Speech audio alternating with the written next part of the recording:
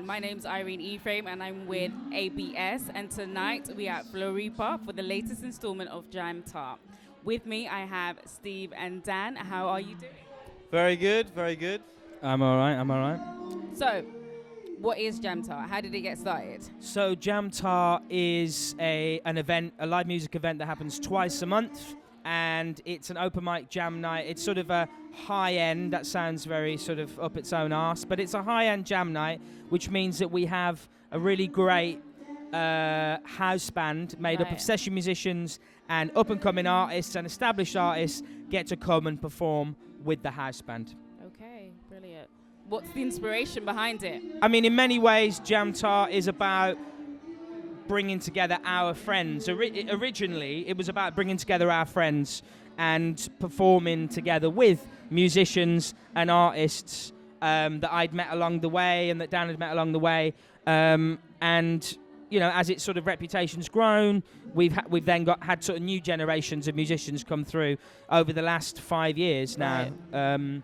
But the ethos is ultimately about sort of seasoned, established session musicians playing with up-and-coming artists who maybe haven't had the opportunity to play with a live band, because it's expensive to put a live band together for artists that are just starting to write their material. So it's that amalgamation. Okay. You guys have been going on for 5 years? 5 years. Right. What makes Jam Tart unique? Well, like I said, we do Before the Jam, which is something that I don't think anyone else does, which is, specifically this platform for up-and-coming singer-songwriters to come along and do their thing before the jam. And I mean, I guess the only other thing that would make us unique is just our ethos, really, and the fact that Steve is pretty original as a host, and the group of people, artists, singers, songwriters, and musicians that we know, and our friends, basically, who come along and drift in and out over the years and make it what it is. I think as well, when you run an open mic night, a jam night, you do it for the love, because there's no money in it. And certainly, one of the major factors of keeping it going is continually being introduced to new and exciting music. Like that really makes me happy, and I know it makes Dan happy as well. And it's just fascinating seeing new generations of artists come through. I mean, I think people at home, when they watch TV, they tend to see all the talent shows and all that sort of stuff. But I think what people don't realize is that there is an incredible, really thriving live music scene going on in London that maybe, and I'm sure it's the same in many cities, but I can only speak for London because I've only got experience of London. But there is incredible artists doing the rounds, and I think record labels don't have the time or the money or the inclination to develop artists in the same way that they used to. I'm talking sort of 20 years ago. Yeah. And what's interesting is you see these incredible artists coming and really working hard on their own original material, really working hard to get their stuff out there. Right. But there maybe isn't enough support from the labels. And so in many ways, a jam night like Jam Tart, and there's other really great jam nights as well, particularly in sort of East and Central that I'm aware of. Yeah. And those places, they're furnaces for talent, and they're places where up-and-coming people can learn that knowledge from more seasoned players, and I think that's really important. Okay. Just to expand on that, I mean, I'm from Nottingham originally. Growing up, it was a situation where I think in this country there's often a dearth of creative platforms where people can truly find their feet and learn and make mistakes and fail sometimes, but then get up again and come back 2 weeks later in our case and try again and keep on trying again. And we always make sure that we're never a night that is exclusive in any way, and anyone is welcome to get up and do their thing, as long as they can sing, basically. we're not into karaoke so much and having drunk people get up and roll around on the floor and, because that's self-indulgence. And we're all about people just enjoying themselves and showing the best of themselves and maybe giving them a chance to get that out.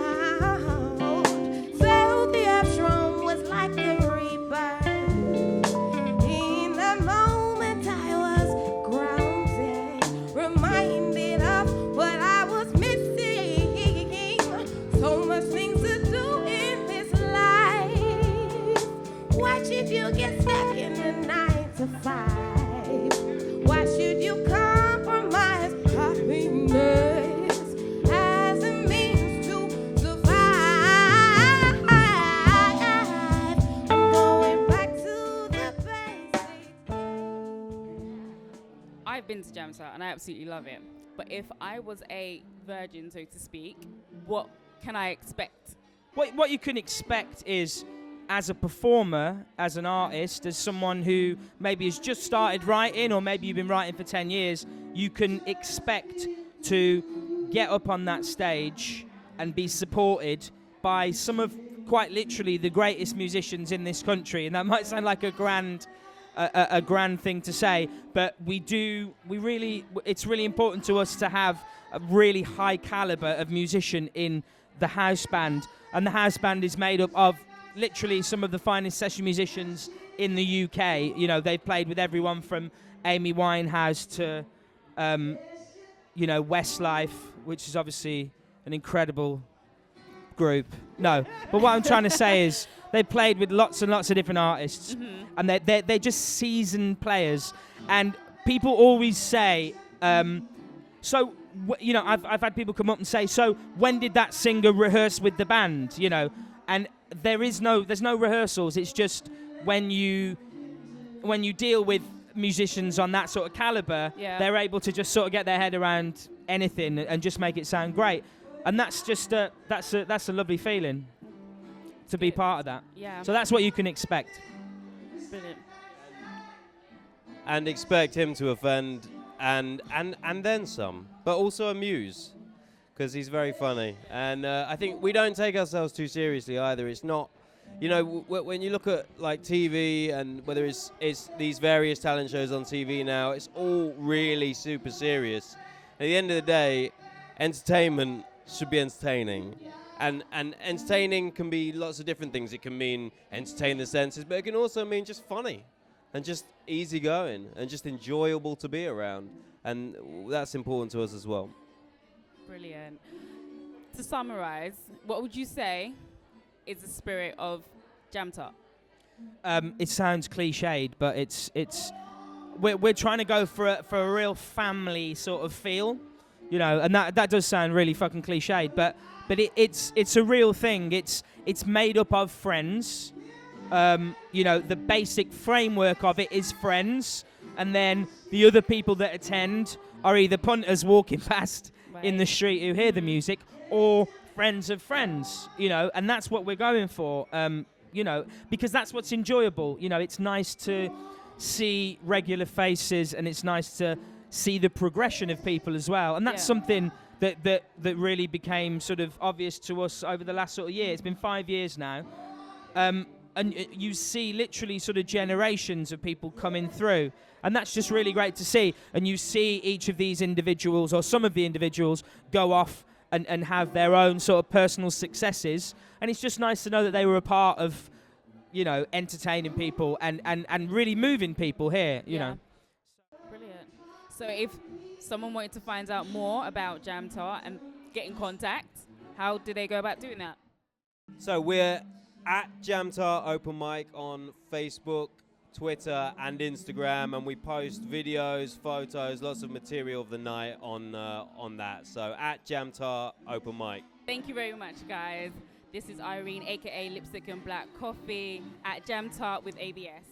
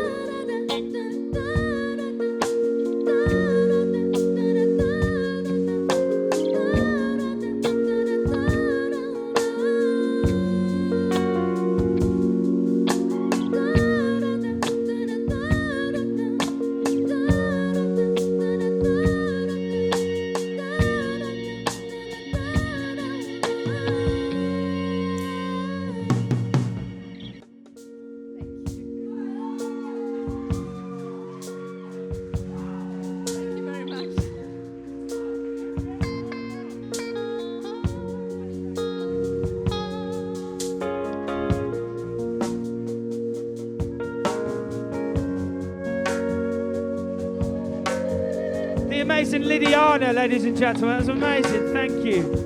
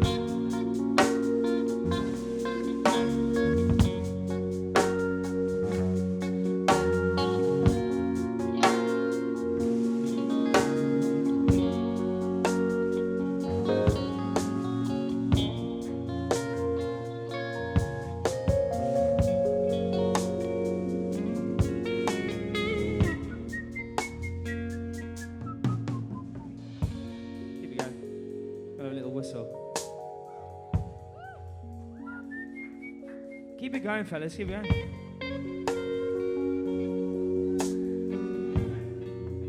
Get it for the Jam Tart band. Ricky on guitar. Rick James, bitch, on drums. Mr. Leon King on the bass guitar. Ashley Kingsley on the keys. Does anyone whistle? Anyone a good whistler? Is he good, the drummer? The drummer's a good whistler. Let's have a little whistle off. Yeah, come on, yeah.